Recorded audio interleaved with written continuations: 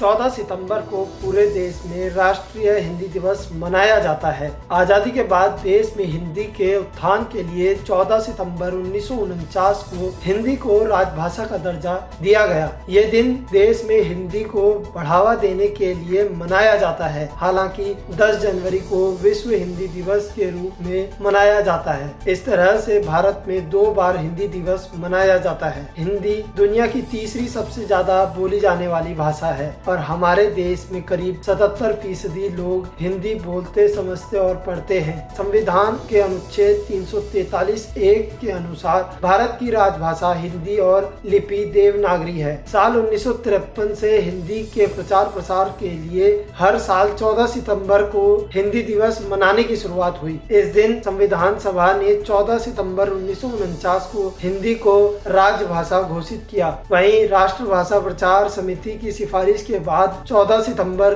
1953 से हिंदी दिवस मनाया जाने लगा। हिंदी को बढ़ावा देने के लिए देश में हिंदी दिवस मनाया जाता है। इसी उद्देश्य के साथ के सभी सरकारी कार्यालयों को भी हिंदी का प्रयोग करने के लिए कहा जाता है। इस दिन लोगों को प्रेरित करने के लिए हिंदी भाषा अवार्ड भी दिया जाता है। इस दिन साहित्य कार्यक्रम आयोजित किए जाते हैं। हिंदी दिवस के अवसर पर राष्ट्रपति उन सभी लोगों को सम्मानित करते हैं जिन्होंने हिंदी भाषा के किसी क्षेत्र में उपलब्धि हासिल की है। आज हिंदी विश्व में सार्वजनिक बोली जाने वाली भाषाओं में से एक है। आज हिंदी भाषा को पूरे विश्व भर में सम्मान की नजरों से देखा जाता है। यहाँ तक कि टेक्नोलॉजी के जमाने में आज विश्व की सबसे बड़ी कंपनियां जैसे गूगल, फेसबुक भी हिंदी को बढ़ावा दे रही है। तो वहीं ये भी सच है कि आज अंग्रेजी भाषा का पलड़ा भारी है। आज भी देश में लोगों को लगता है कि जिसे ज्यादा अंग्रेजी आती है वो ज्ञानी है। लोग उन्हें हाई प्रोफाइल समझने लगते हैं।